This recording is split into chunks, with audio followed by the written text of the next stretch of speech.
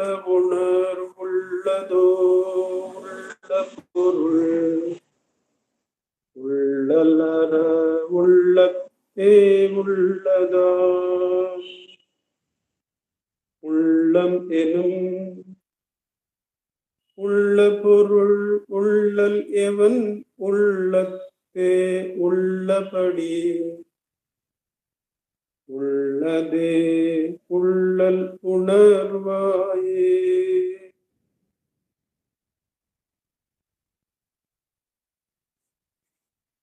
Namo Ramana.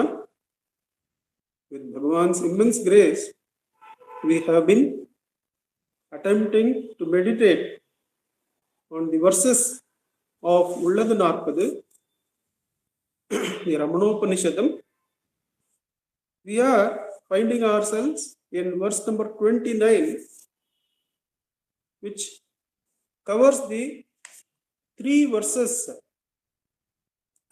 on the practice of self-inquiry, 27, 28, 29. For this verse alone, I would like to use the Kalivandha starting, which goes like this. Pinampol thirndudalam nanendru vayal naviladul aalmanattal nanendrengundumena naadudale yana neri yam andri andridu naan aam aduvendru unna thunayam adu vicharama maavadana. Like that the verse goes. This is the final verse in sadhana. So let us look where we find ourselves in taking up the sadhana of Atma Vicharan. Let us take the typical journey that we face in the Kshetram, the Dharma Kshetram, in which we practice the role of Dharmi, where Bhagavan Krishna says that Kshetram and Kshetrajnan, the study of this, the knowing of this, is the ultimate knowledge, leads one to ultimate knowledge. Before knowing them, how we spend our relationship with the Kshetram in terms of the Dharma, the rights and wrongs, the good and the bad. When we take a look back at the sadhana we have been doing in the Kshetra, the Dharma Kshetra, which is all a sadhana. Any jiva is put into the Kshetra only as sadhana, only to learn from it. When we take that perspective, we see that there are times when our relationship with the world at large, which is really not one relationship to us in that area, typically at least we have 3 to 4 main areas of relationship, like the place where we work, the people with whom we work, then the family or the home, then the society at large, and then of course the spiritual investigation friends whom we have. That is another set of people with whom we are related dharmically.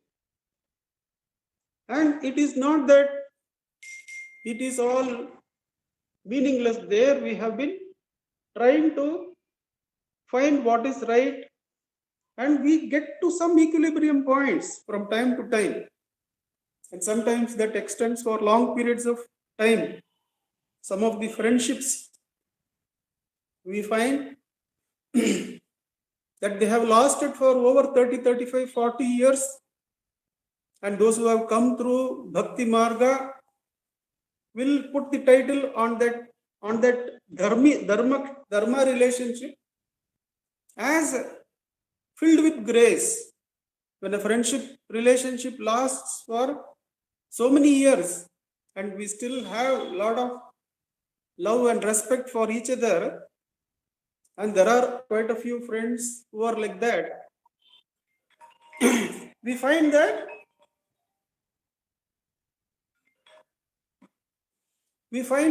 that equilibrium is temporary. When we sit across in conversation, even with such friends, there are major areas of dharma on which we may not agree, but we agree to disagree and we go ahead. The idea being that in the kshetra of dharma, the equilibrium or peace seems to be very dynamic, to say the least, and that whole area vanishes in deep sleep and is replaced by dream relationship in dream. So we get a perspective that the dharma kshetra that we spend so much time in and seem to be so preoccupied with for all these years and learning from that, sowing good, reaping, sowing bad, reaping, not knowing when we have sown what, suddenly something crops up and we are surprised by that. From where did this come? We don't know. But we have to accept that and experience it. That seems to be the relationship with the kshetram as far as dharma goes. And that game continues. We feel there is security in insurance, in money, and get related to that. Then we find at some point that is dynamic and does not exist in deep sleep. That is when we are put to sadhana like dhyana and vichara through bhakti and jnana margas. When we realize that the dharma kshetra where we interact with ethics, with speaking truth, with doing unto others as we would have them do unto us, all this carefully implemented, even then that equilibrium is dynamic, to say positively, is fragile, to put it in another perspective.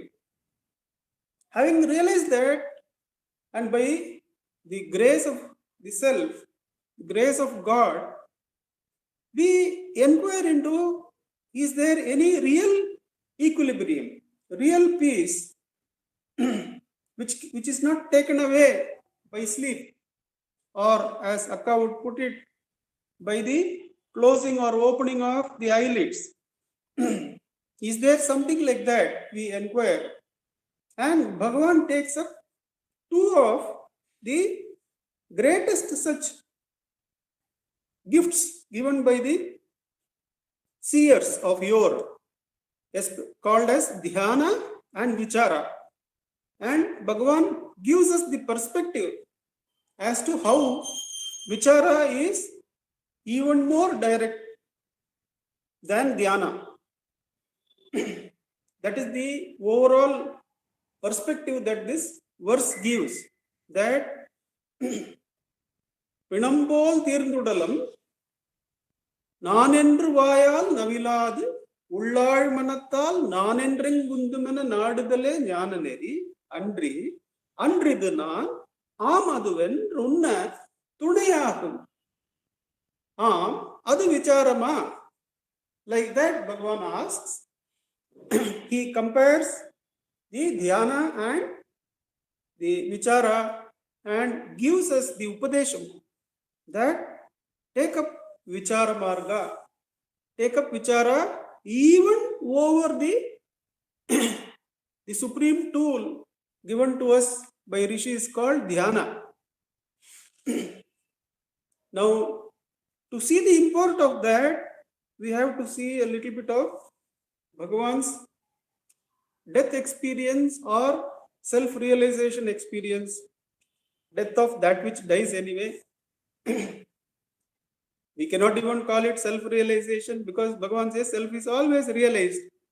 So just for giving it some name, we have to call this, that experience, we have to call it as death experience or self-realization experience, so that we are able to hold it a little bit, what it means. As a 16 and a half year old boy, we should keep in mind, as we hear from Ujjwalji, Akka, Revathi and others again and again, that even before the mind could take other names and forms and other experiences, Bhagavan says in Ashtakam that Arivaru Siruvayadu Adumudal Arunachalam Miha Peridana Arivinil Anga. That is, Arivaru Siruvayadu Adumudal Arunachalam Miha Peridana Arivinil Anga. The Anubhava of the Akanda Spurana of Arunachala Nama is going on even in childhood, even before other experiences, concepts could be formed and the ego could get stabilized with those forms. Already the ego has become Tanlina in the Arunachala Nama. It is absorbed in the Arunachala Nama. For what purpose then such a birth is given to the avatara called Ramana Maharishi? Bhagavan says in Navamani Malai that Arunachala Tavikku Tunjidum Padikku Tannulam Tazhaikka Tanpadam Enakku Tandanan. Why at all come to this from that obvious Sivalokam, where the Arunachala Smarane, the Arunachala Dhyana is going on naturally without effort? Why this avataram? To spread the Tanmaya Nishtai, to spread the Tanmaya Nishtai, that the self alone is. For that alone, this particular avataram, as that light seen by the blind woman while giving birth, Aragammal, the blind woman sees the light and she says, this is not an ordinary child, a divine being has been born to you. Now, why at all that? Tanpadam Tazhaikka Tanpadam Enakku Tandanan. That Tanmaya Nishtai, to spread that. Now come to 16 and a half years old. Even as Arivaru Siruvayadu Mudal Arunachalam Miha Peridana Arivinilanga, and from else other accounts, we see that the Bhagavan as a child assumes that in everyone Arunachala Dhyana is going on like that. The Arunachala Smarane is going on like that. We have seen that in the exchange, in one of the exchanges between Ramakrishna Paramahamsa and Vivekananda, Swami Vivekananda, in one of the earlier exchanges maybe, Swami Vivekananda says, when asked, how do you go to sleep? Swami Vivekananda says, when I try to go to sleep, I get a huge blissful light, and into that light I go to sleep. Obviously, this is how everybody must be going to sleep, is it not? He asks Paramahamsa, and Paramahamsa laughs. But similar is the Arunachala Dhyana going on effortlessly. What is the meaning of Arunachala Dhyana going on effortlessly? It's that to such a one, all the universes are filled by Arunachala only. That Arunachala permeates everything is the experience. That is why even as a boy, to a Mohammedan friend also, Bhagavan is able to say, before the enlightenment experience, he is able to say there is only one God. We call him by different names as Allah, as this and that. So don't worry, come, you can play with me while I am doing Abhishekam. or we can go to the temple. There is nothing wrong, he says. That is the expanded state of all embracing nature of divinity that Bhagavan was absorbed in even as a child. Where is this Marana Anubhava then? Obviously, that Nama, that all-permeating Nama, when it leads us to the Atmaswarupa, there also that separation. Obviously, it must be a much deeper Marana than the Deha Marana. Yes, what is the relationship? That is all-permeating dhyana. But now that is asking us, go to the next step, go to my Atma, be my Mayaham. And that Marananubhava, Bhagavan says, makes his mind dive in deep. What depth it must be, because already Bhagavan is the Akanda Dhyani on Arunachala Nama. So many of the words which we call as layers which we have to transcend in dhyana while diving deep, all that has already been crossed in tapas by that divinity. And he undergoes the Marananubhava again. And it is so deep that the mind is driven deep, and he asks, what is it that dies? I should not ask any of these sensory beings for the answer. There is no answer in the Dharma Kshetra, in the Kshetra of sensory beings, for this fear of death that I have got. I should find it myself. The answer is within me.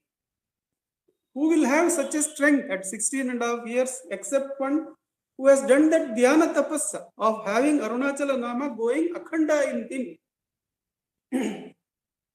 And he inquires, what is it that dies? He has obviously seen his father going through that experience where what is his father is no more in the body. He is able to find what I called as father. He realizes the body was never the father. There was something inside the body which I called as father. That is no more tenanting the body. That experience is already in that 16.5 years boy, along with many which we cannot even hope to describe, because he is in such a dhyanic state. And he clearly inquires, what is it that dies in me? Obviously, this body is not me. It was never the father. The father's body was never the father. He has inquired that. Similarly, he merely stiffens the body as though it has got rigor mortis. No use for the body. Take a deep breath and hold the breath. No use for the breath, because breath has movement and it is subject to birth and death. As soon as he held the breath, not even the I thought came up, he says. Nanendruvayal navilad. That state he gets there. As soon as he holds the breath, the mind along with the I thought gets stilled. Now the body is stilled, no use. The breath is stilled, no intent to use. The mind is also stilled. Mano buddhi have been stilled. With all these stilled, am I dead? He asks. What is the equivalent story we can find to all these three being stilled? Let us see that with the next line. So, Nanendring Mundumana Nad, let us see that particular story with that. But here, staying with Bhagavan's self-realization account, what is it that dies? These three die. But am I dead? I am still there. We were doing the same experiment downstairs now with the three ladies. When you hold the breath and mind is temporarily still, are you not there? We are very much there. That is the question Bhagavan asks a solicitor's daughter, who is a very cultured lady. She says that when who am I do, there is no response. There is no answer coming. Then Bhagavan says, why should there be? Are you not there? Is that not enough? That even when thoughts are not there, you are there. Are you not there? Your existence cannot be tampered or touched or enhanced by thought. Can't you see that? And that's what Bhagavan experientially gains on that day, that existing self rises and shines as the deathless spirit.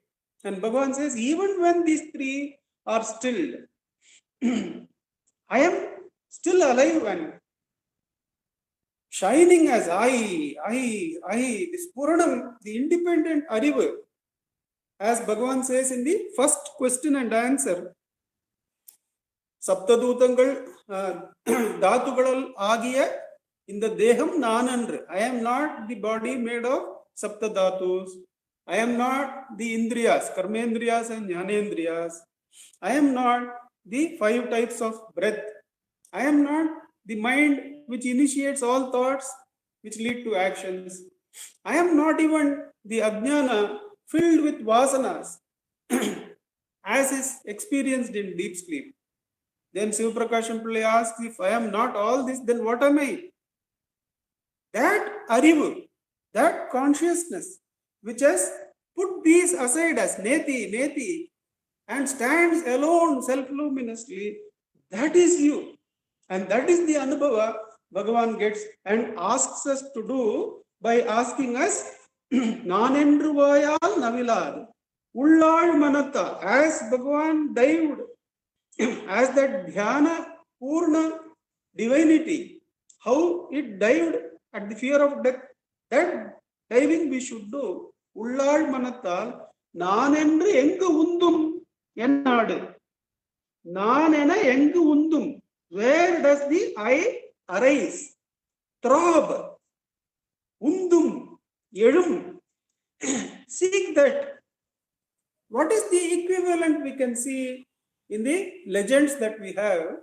It is obviously the W, the time just before the Kurukshetra war, where Arjuna and Duryodhana together come according to those traditions of those days, where the neighboring kings are asked for support for war. They go to Sri Krishna, Bhagavan Krishna, and Arjuna, in all humility, treating Bhagavan Krishna as the Lord of all, gets himself seated at Bhagavan's feet, and Duryodhana seats himself as an equal. He is a king of Dwaraka, I am king here of Hastinapura. So let me sit where his head is, and he sits there, and Sri Krishna gets up, and as it would be, he is able to see Arjuna first and says, oh, you have come, and turns and then sees, oh, you have also come. Why is it? And they say, the war is looming, and both of us have come to seek your support. And Sri Krishna says, see, I have kept all the things that you can use, as the sainyas, astras, money, everything. I have kept it in one compartment, and I am going to be in another compartment where I am not going to do anything. I am going to be useless. I am not going to pick up a single weapon. You can either have me or all the Aishwarya or the Sainyas, the crores and crores of Sainyas and all the weapons and weaponaries, chariots, you can have that.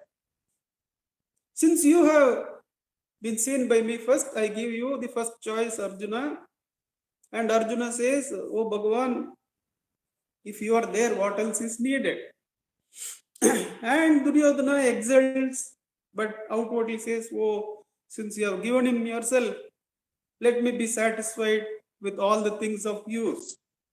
Bhagavan is exactly saying here that we have to be like Arjuna.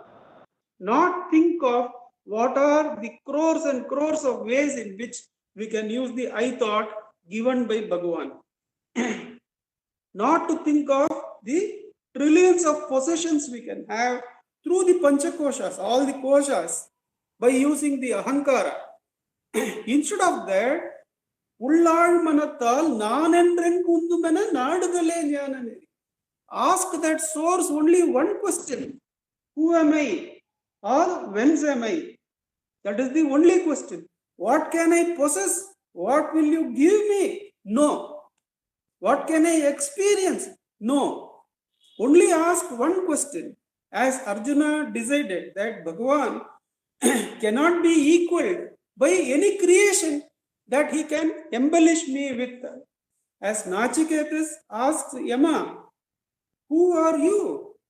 You answer me. And when Yama offers, you can have that kingdom which far surpasses your father's kingdom with all the enjoyments. You have it for many years. Don't ask me this question. Nachiketas relentlessly says, what am I going to do with them? Something as false as time is going to appear and disappear, and still I have to face you. So you better tell me what you are. In the same degree of the Vairagya, we should inquire nanendreng gundum ena naadudale jnananeri. What Bhagavan underwent or did in that experience in the Madura home, in the first floor, which is still preserved. That room is preserved, small room. But that young boy of 16.5 years old, in those few minutes, how he transcends all the planes and identifies himself with the deathless spirit and finds nanendrengundum undumidam purna ari, the deathless spirit. And Bhagavan says, from then on, that spurana of I, of the aham maham, of the Atma Swarupa, never left him, even when the body, the breath, the mind, the thoughts were functioning. How can they disturb the Mula Anubhava, which transcends that? How can any of the functions of the four other bhutas, how they can affect the sky or the space? In the similar way, all the actions that take place in any of the planes of existence cannot disturb the Atmajnani, the one who has found the Swarupa. That Swarupa cannot be touched by any of the other planes. The reason being that any plane of existence comes with the Triputi, with the triad of seer, seeing, seen, or knower, knowing, known, which is still retained in Dhyana, whereas which triad collapses in Vichara. That is what is going to come in the next two verses. Next two lines. Andri, andridu nan, namadu vendru unnal. Andridunan Namaduven. This refers to the traditional Jnana Marga, where Aham Brahmasmi or Tattvamasi is given as the Dhyana Lakshya. That the Guru who has undergone that Anubhava, that Taraka Mantra, the Dhyana has taken him beyond the Samsara. As Ganapati Muni says, Bhavabhi Karavar Inidhim Tarata. Bhavabhi Karavar Inidhim Tarata. The Bhavasagara is crossed by the one who has transcended that. And he helps us cross it. Karata Marasena Supatravata, Swadrishadika Shitala Kantibrita, Bhayamangri Sarojajusha Marata. Those who surrender to him, their bhaya of the Bhavaroga is removed by him, by his, the cool drishti. The Nayana says about Bhagavan's Nayana Diksha. But then we come here from those planes, from those Triputi, that poem is also involving Triputi. From there, Bhagavan is saying, what is that Triputi in essence? How it is covered by Dhyana? The one who has crossed the Bhavasagara, let us say with Ramana Nama. Let us say Muruganar Swamigal or Vishwanatha Swamigal, who has written the Ashtotram, or Jagadisha Shastrigal, who has written the Sahasranama. With them, we are having that great blessing of taking the Diksha of Ramana Nama. And we do the Dhyana of Ramana Nama, as Pankajakshama would say. To her, Bhagavan himself has sat when she was chanting Aksharamanamale. Nothing more better Diksha need be given.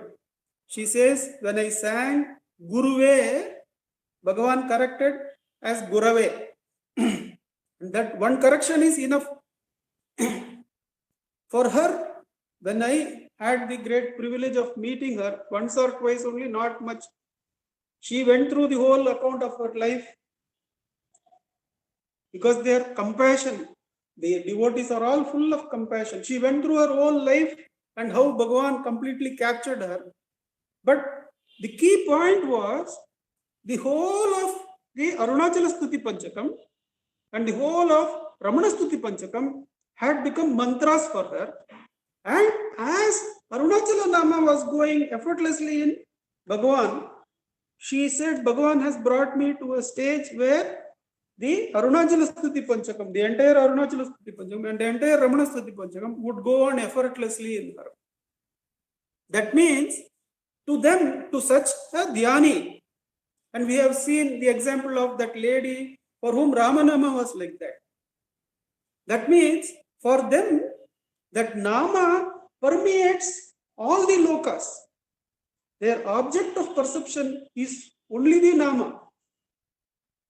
And at that point, Bhagavan says, one is brought to the last toll gate of who am I? Even in Dhyana, the last toll gate is still remaining. And Rama, Bhagavan, they will open up that at the right time. That you have to pay that toll and go. Then only the self-realization happens, says Bhagavan.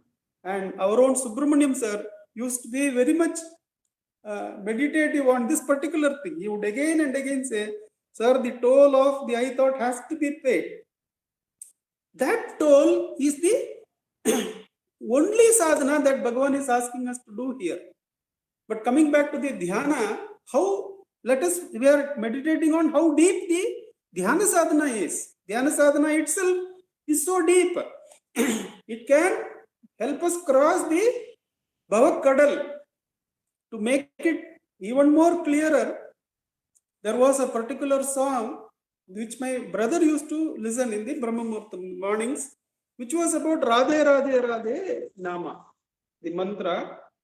In that, the person who was singing would say, now we are chanting Radhe Radhe Radhe, we are crossing this plane, we are crossing that plane. Like that, about 10 different planes he will be crossing, holding the Dhyana Lakshya. And at one point he will say, now we are crossing the Neti Neti Loka of the Rishis. That means the Dhyana mantra, the Dhyana Lakshya Ramana, holding Ramana, can help us cross there where no objects can be held. The Neti Neti Loka of the Rishis also is crossed. How? Don't ask me.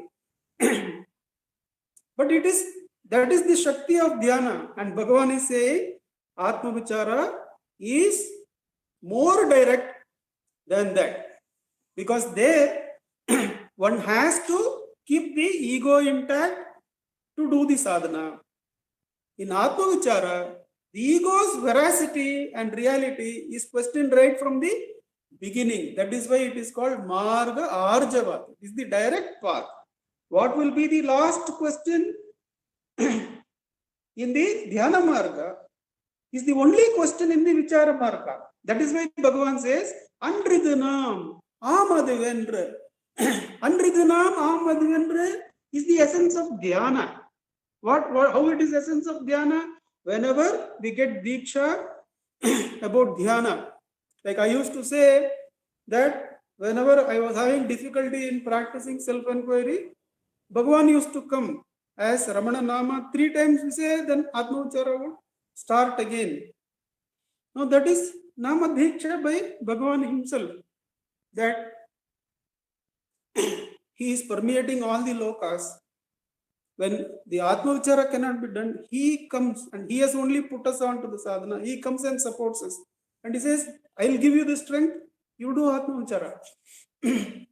That is why when we are holding Ramana Nama, what are we doing? We are saying, Andridhanam. We are not the body. We are the Ramana Swarupa. Andridhanam. We are not the Stula, Sukshma or Karana Shariras. We are the Ramana Swarupa. Ramana, Ramana, Ramana, Ramana, Ramana. But still, the meditator, the action of meditation, and the meditated are there, even though it may come to the effortless stage. Then finally, the who am I will be brought, and everything, the Triputi will collapse into the Aham Aham, the deathless spirit, says Bhagavan. And that is Unnatunai. That when those who are meditating like that, that is Soham, Aham Brahmasmi, Tattvamasi, Ramana, Ramana, Ramana. There the Triputi is retained, and it gives you a support to Vichara, says Bhagavan. As unknowingly I have suggested that is how it has happened in me, that that the dhyana of Bhagavan came as the support. It helped me in when I was failing. Durbal ka bal Ram, Durbal ka bal Ramana. When our Vichara strength comes down, Bhagavan himself comes.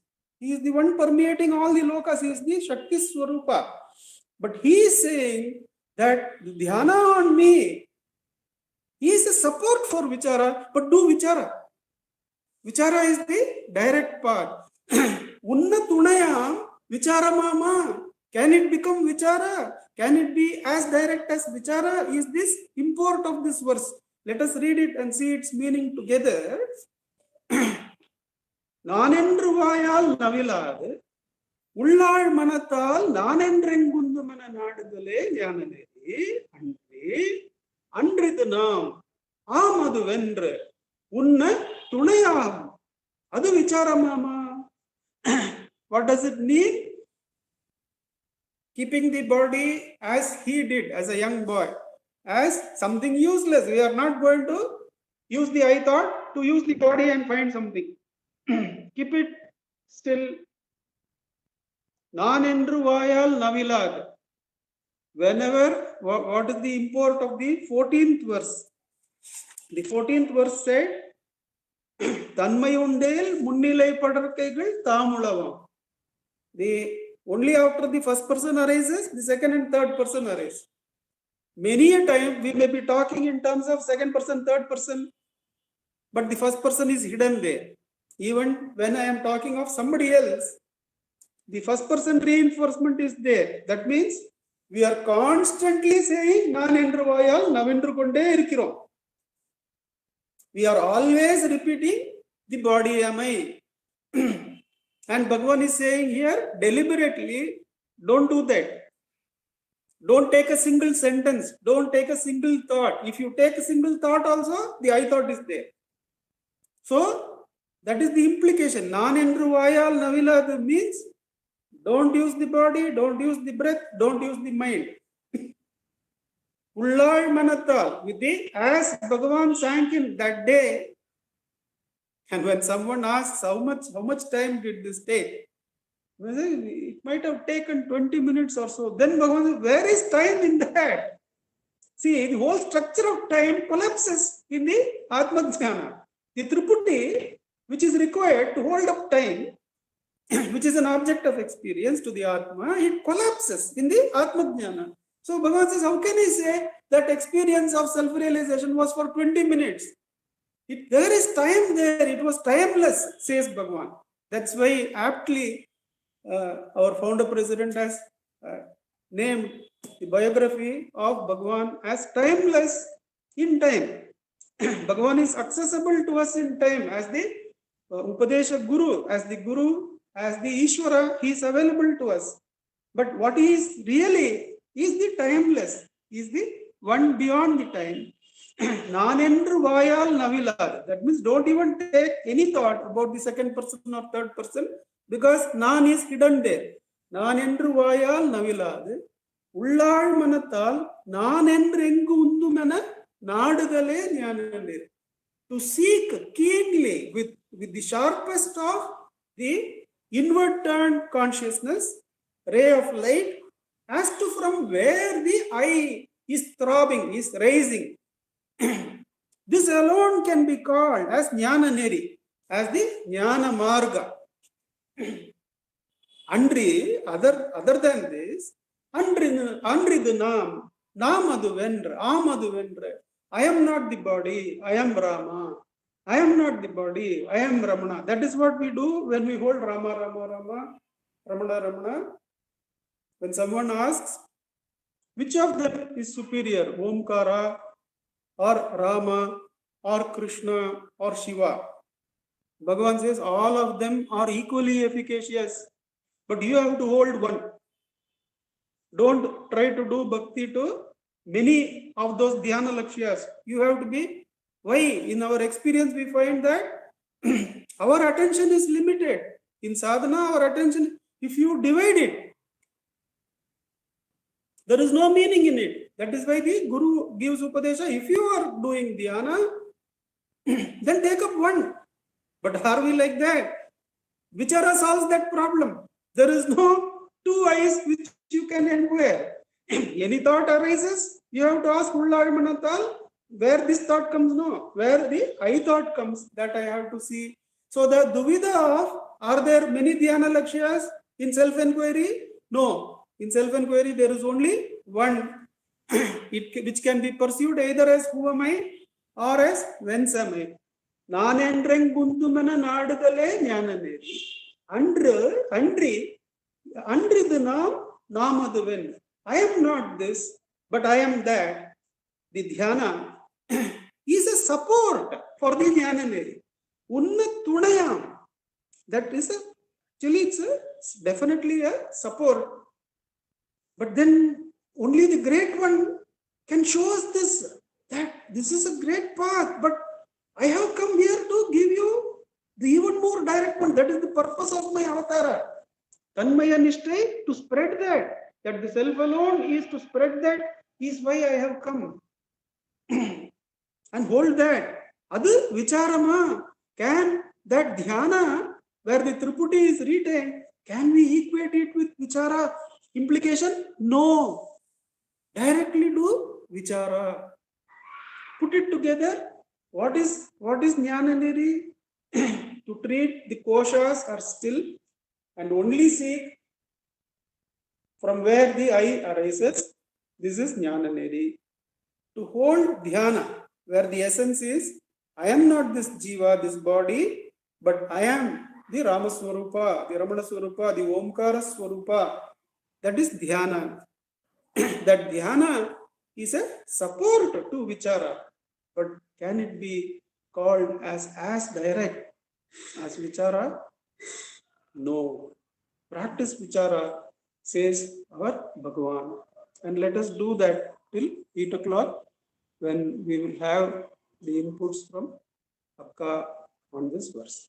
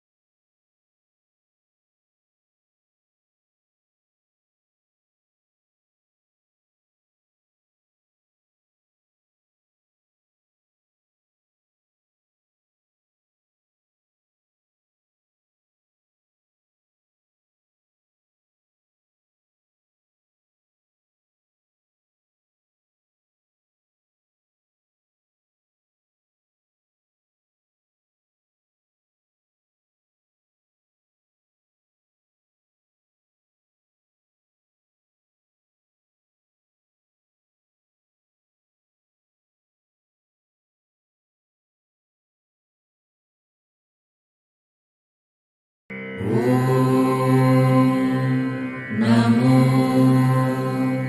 भगवते श्रीरमणाय।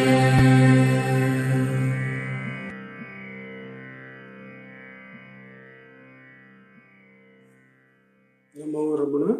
Namo Ramana. Namo Ramana. Frustrations to Ramana, shining as the self in all beings. By the immense grace of the self, manifest as Ramana, we've been meditating on the Ulladu Narpadu verses, and as Nandakumarji told us, we are on the final verse of the practice, the supremacy of the practice. The supremacy of the practice of Atma Vichara. In Ramana Gita also, Bhagavan tells us that we can achieve many things, great successes through the practice of other paths. Adbhuta siddhaya sadhya upayantarataschayaha, antara upayaha. If we practice any other method, we will get great siddhi. Siddhi is achievements, because achievement is for the achiever. Tafta praptopi bhavati ante vicharena eva nirvritaha. He says only through vichara one can become free.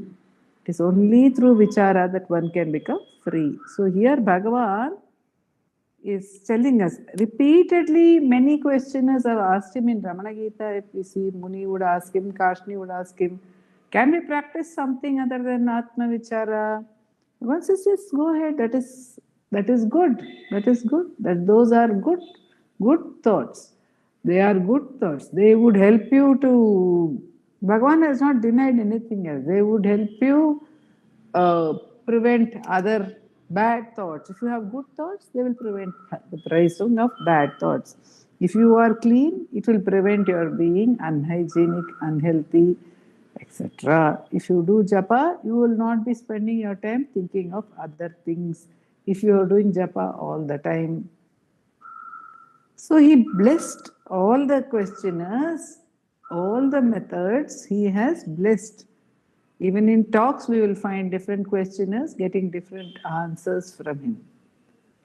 But he repeatedly says, as Nandakumarji remembered Sri Subramaniam saying, that the toll gate cannot be escaped. The story of the toll gate is, if I remember right, that there was a robber who, having completed his task successfully, wanted to escape with his booty and took many devious routes to avoid confrontation with the police, and finally, having been tired the whole night running away, he rested somewhere thinking it's a safe place, only to wake up and find that he was right in front of the police station. Sungachavadi. So that is the toll gate. He was right in front of the toll gate. He wanted to escape the toll gate, but he found himself right there. Bhagavan also gives another example. He says, there are many ways to Mecca, but you have to get into the Medina, there's only one gateway. You have to go and you have to bend down to go there, says Bhagavan. The ego has to bend down, it has to get back, it has to fall back into the source. That's what Bhagavan told us in the previous verse. In the previous verse, Bhagavan told us, Pechu Muchu Adaki. Now he says no speech, no breath. And here Nandakumarji pointed out, through that wonderful experience of Bhagavan as a boy of 16, how the pech or the talking is stopped with the body being dropped as unreal, the physical sheath being dropped as unreal, the limbs being held, the attention not going out via the sense organs. And the breath is also transcended by holding the breath. Adakki kondu ulle. Then what about the I?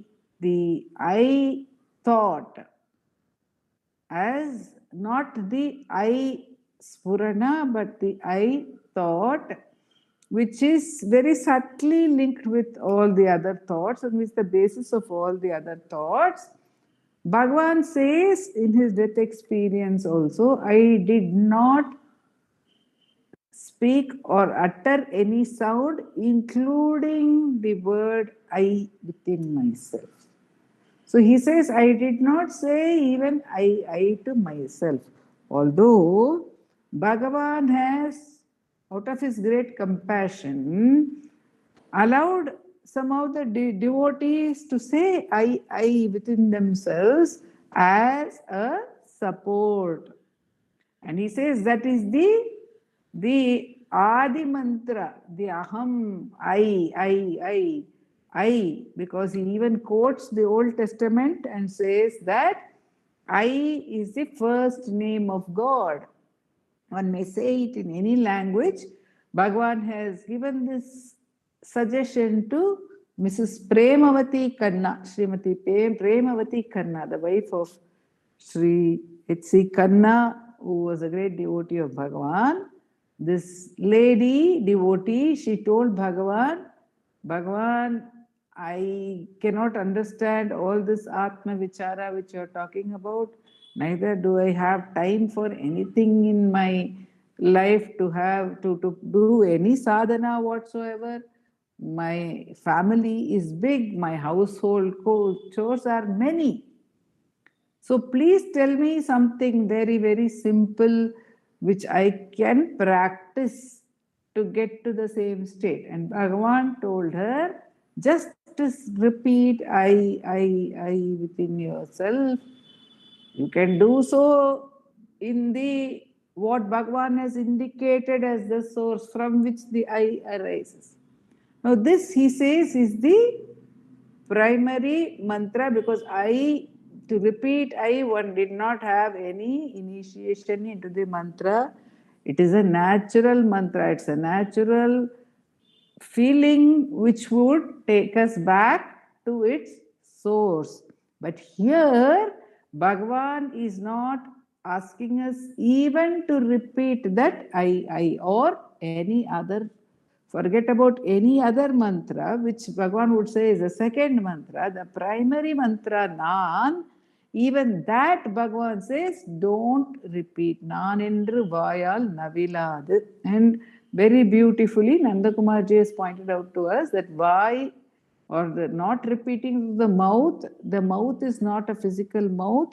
The mouth is a mental mouth. The mouth is an intellectual mouth. The mouth is an experiential mouth. So not to say I means not to think I and not to feel I, because there is a demarcation. Some people, some devotees have shared with me that this I feeling is different from I thought. The I feeling is purer, it is not limited like the I thought. But even then, if there is an I identification that is expressing itself in any form, Bhagavan says, leave that behind, question. To the extent that we have repeatedly heard from Nandakumarji, that even the purest spontaneous repetition of I in the Aham Spurana has to be crossed. Even that repetition should not be held on to, but should be crossed. Holding that, one may get into the source, or questioning that, as indicated in this verse. Bhagavan says, what is the source of that Aham Spurana? Get back to the source of that Aham Spurana. In Arunachala Pancharatnam, Bhagavan says, Ahamuhamaranda Amalamaditannal. In the Sanskrit verse, he says, Ahamiti kuta ayati iti anvishyanta pravishtaya ati amala dhiya, with a very pure mind. So when we were discussing what is a pure mind, we came up with a thought or the response that a pure mind is a mind without thoughts. Because thoughts are aberrations, thoughts are divisions. So the rising of a thought itself is an impurity. So a pure mind is a mind without thoughts, and with that pure mind, you dive inward, says Bhagavan here also. Nanendru vayal naviladu ullal manatta. So, a mind which is not obviously saying I means it's not saying anything else, says Nandakumarji. Very beautifully he pointed out to us, taking us back to verse 14, that if even the thought I has not arisen, there is no question of having any other thoughts. So, Bhagavan says this is a very, very pure mind. A mind that should be used to dive within to the self has to be one where even I is not mentioned or thought of, let alone any other thought. A question arose. Now, if no thoughts are there, pech, mooch, and the nan is also not spoken, then what remains, which is doing the inquiry? So what remains, which is here Bhagavan says, Aviladu ullal manatal. What is that manas which remains? To go inside that mind where there are no thoughts, where there is no attachment to breath, and where there is not even the utterance of I. Can that be called a mind at all? A question arose. And that is where we remembered that Nandakumarji spoke of the Aham Spurana and Ul Almanatal. That mind, that pure mind, which is not attached even to the repetition or the speaking or the enunciation or the feeling, the rising of even I, that pure mind is the mind which must be made further to sink within the source. So that pure mind is a natural aham spurana. It is not the repetition of I, not a mental, intellectual, or even a causal, somewhere a very deep feeling of I that is still identified. The identification, even with the negation, a fear which some people feel when they are asking self inquiry, that may not have the word I, because in that fear, in that loss, in that so called blank, there may not be even the rise of the word I in that conscious sense. But there is an identity which causes a fear. There is an identity which causes the blank. So Bhagavan says that also should be crossed. That should not be allowed or given a space. Naviladu means do not even allow the rise of an identity that associates with the subtlest of experiences. When one crosses that and still wants to dive in, then that the pure mind would be there, and that pure mind also has to be inquired into or traced back to its source. Where from does this aham spurana arise? Where from does this pure mind arise? Bhagavan says that in every moment every day when we wake up, and of course every moment actually if we watch the rise of thought, but every day when we wake up surely, Bhagavan says the mind arises pure from the self, and then it attaches itself to the body idea, and then there is the rise of the world after that. So here Bhagavan is asking us to take the reverse process. He has already asked us to drop the body through by saying pechadakku, the breath, muchadakku. And here he is saying, do not even hold on to the subtle area where the eye sense arises. So, nan endru naviladu, don't even hold on to that subtle entity, but dive deeper within into the self. And this alone is vichara. Everything else can be used as a support to vichara. Bhagavan has said that because as a support to vichara, because 24 bar 7, we may be doing vichara, some rare ones may be blessed to do that 24 bar 7. At other times, if one is not engaged in vichara, what can help us to come back to the question of vichara can be this thought that I am not a body or I am the self would be great supports to bring us back. Of what use is it to think of anything else when I am not this entity? இது அன்று when I am not this or when I am the self, why should I bother with these trivial things, about these trivial things? Why should I bother? Why should I be engaging in these trivial pursuits?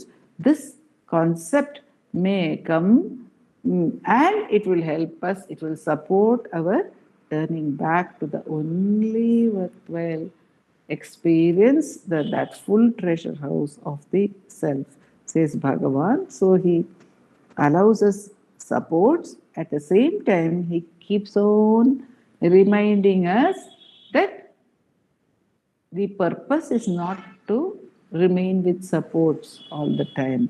The purpose is to get back. The support is a support. The purpose is not to hold on to a crutch always.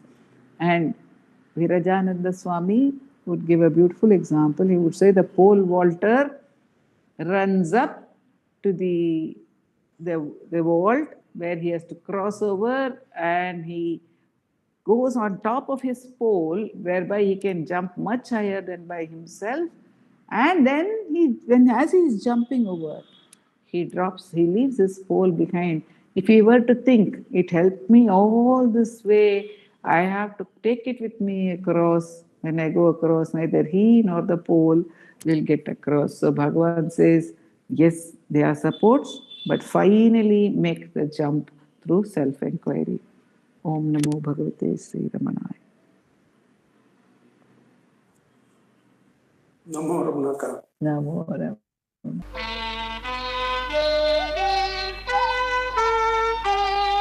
Ramananjali, Hridayanjali, Ramananjali, Ramananjali.